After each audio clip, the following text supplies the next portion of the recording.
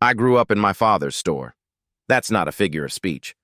My childhood happened between shelves behind a counter that had been sanded smooth by decades of elbows and under fluorescent lights that hummed even when everything else was quiet.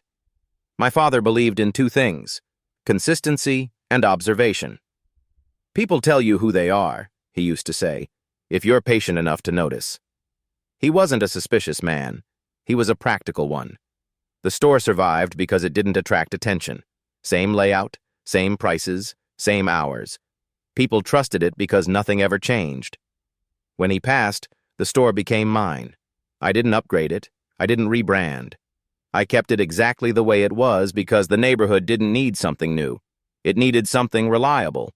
For years, that worked, until the visit started. The first man came in on a Tuesday afternoon. Clean jacket, confident posture. He bought a bottle of water and paid in cash. Nothing unusual. As he left, he paused at the door and said almost casually, "You ever think about how much this place depends on you being here?" It sounded like conversation. I nodded and went back to counting the drawer. 2 days later, a different man came in. Older. Same calm confidence, same habit of looking around before paying. "You don't take days off," he said. "That's rare." Then a woman. Then another man. Different faces.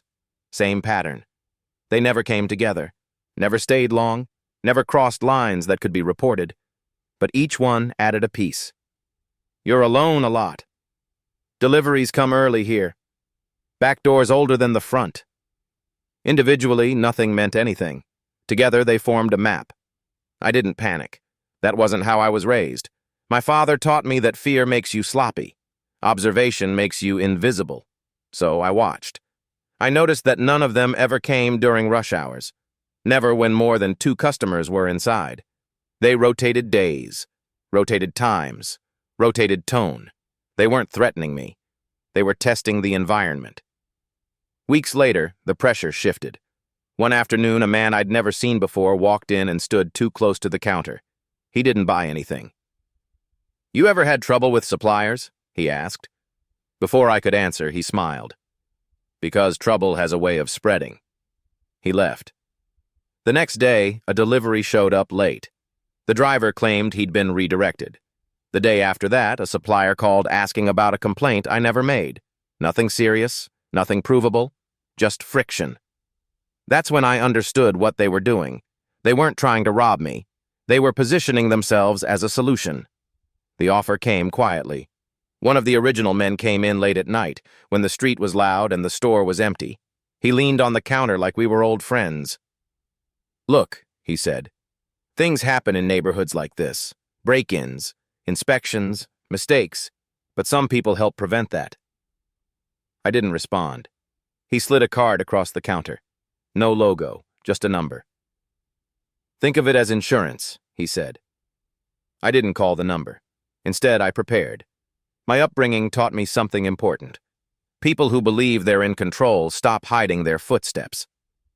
I reviewed footage, not just video, timing, movement, entry angles, how long each person stayed, which shelves they touched, where they stood when they spoke.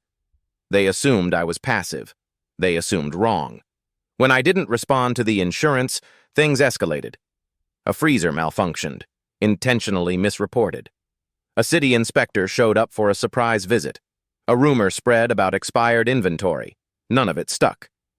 But it was meant to exhaust me. Then the payments started being mentioned, not demanded, suggested, small amounts, quiet amounts. One man said, "You pay for peace or you pay for repairs." Another said, "We don't want problems, we prevent them." I agreed, not verbally. I started paying, small sums, documented sums. Each payment was made under observation. Each conversation was captured. Each interaction logged. They grew comfortable.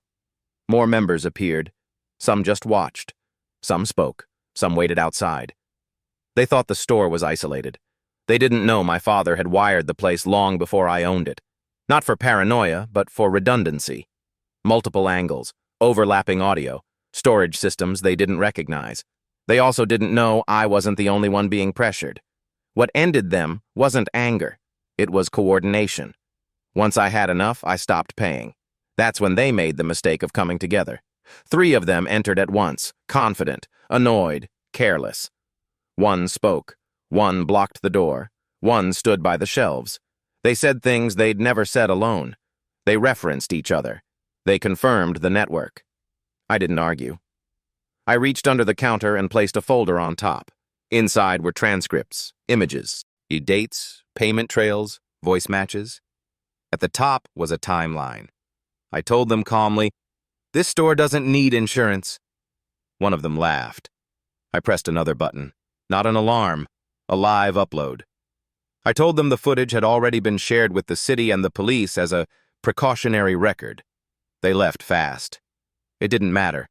Within a week, arrests started.